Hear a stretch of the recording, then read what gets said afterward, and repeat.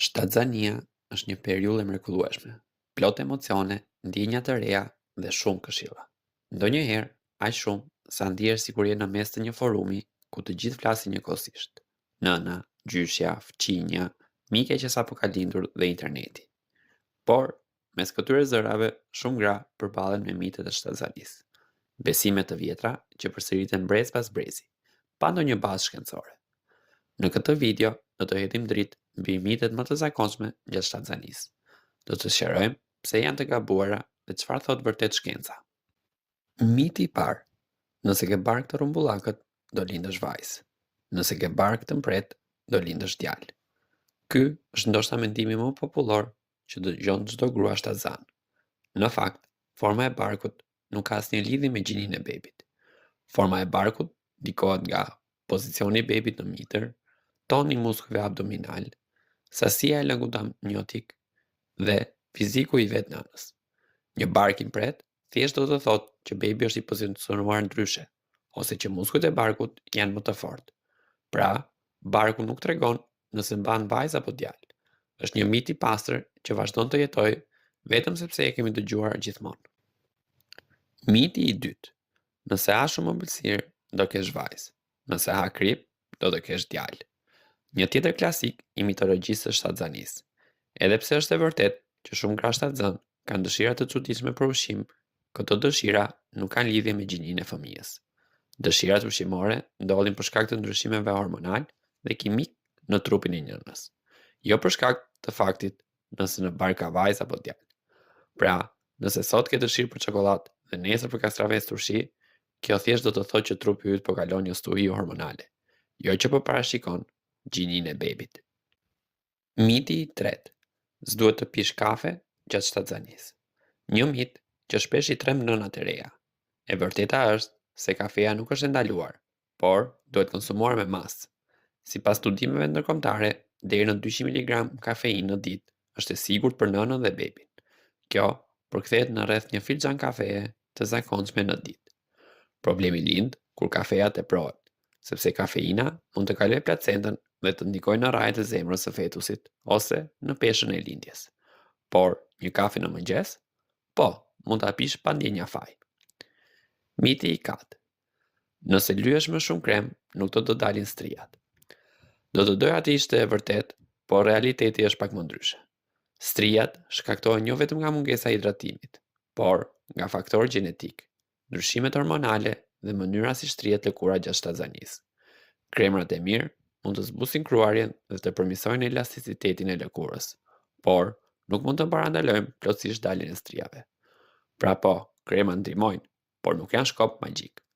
Nëse mami yt apo motra i ka pasur, ka shumë gjasa që edhe ti të kesh disa, dhe kjo është krejtësisht normale. Miti i pestë: s'duhet të bësh ushtrime gjatë shtatzanisë. Ky është një nga mitet më të dëmshëm.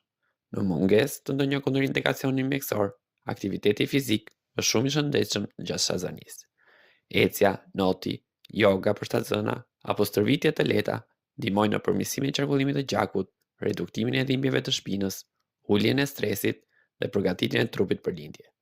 Sigurisht, gjithmonë duhet këshillim me mjekun përpara se të fillosh ndonjë aktivitet. Por, të rish ulur 9 muaj që mos ta lëndosh bebin, nuk është as e nevojshme as e shëndetshme. Miti i gjashtë: nëse ke mace në shtëpi, s'duhet i afrohesh gjatë shtatzanisë. Ky mit ka lindur nga frika ndaj toksoplasmos, një infekcion që mund të kalojë nga jashitja e maceve. Megjithatë, realiteti është ndryshe. Rreziku vjen nga pastrimi i rërës së macës, jo nga kontakti me të. Nëse ke mace dhe e do shumë, s'ke pse ta largosh. Thjesht ndiq këto masa. Mos e pastro vetë rërën, laj duart shpesh, mos konsumoni mish të papunuar. Nëse ke pasur kontakt me macet për vitesh, ka shumë gjasa të kesh imunitet natyral. Pra, asnjë arsye për panik. Vetëm kujdes i zakonshëm. Miti i shtatë: s'mund të lyesh flokët gjatë shtatzanisë. Një tjetër mit që daton që nga vitet 80. Në fakt, ngjyrat moderne të flokëve janë shumë më të sigurta dhe përmbajnë nivele shumë të ulta amoniakut apo kimikateve të rrezikshme. Sipas shumicës së studimeve, lyerja e flokëve pas 3 mujorit të parë është e sigurt, për aq kohë sa ambienti është i ajrosur mirë dhe produkti është i cilësisë së mirë. Nëse do të jesh akoma më e kujdesshme, mund të zgjedhësh bojra pa amonjak, hena natyrale apo shampo me ngjyrë. Pra po, mund të shkosh te parukierja dhe ndihesh e bukur, edhe si mami në pritje. Miti i 8. Shtatzënat duhet të hanë për 2 veta. Ky është ndoshta miti më i përhapur dhe më i keq kuptuari. E vërteta është se nuk ke nevojë të hash për 2, por të ushqesh për të 2. Diferenca është e madhe. Në shtatzaninë e hershme, nevojat kalorike rriten shumë pak. Vetëm në 3 mujorin e dytë dhe të tretë ke nevojë për rreth 300 deri në 400 kalori shtesë në ditë, jo 2 fish.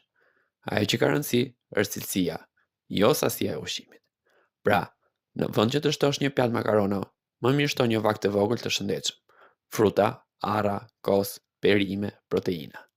Trupi yt nuk ka nevojë për shumë, ka nevojë për ushqim të mirë. Miti i 9. Nëse të dhëm shumë stomaku, do lindësh shpejt. Jo domosdoshmërisht. Dhimbjet e barkut mund të vinë nga shumë arsye të tjera. Shtrirja e ligamenteve, kapslëku, gazrat, pozicioni i bebit apo dhe lodhja. Vetëm kontraktimet e rregullta, të shpeshta dhe me intervale të qëndrueshme janë shenja që lindja po afron. Nëse dyshon, shko gjithmonë për kontroll. Mos u mbështet tek përvojat e tjerëve. Çdo trup është ndryshe dhe çdo shtatzani zhvillohet ndryshe. Miti i 10.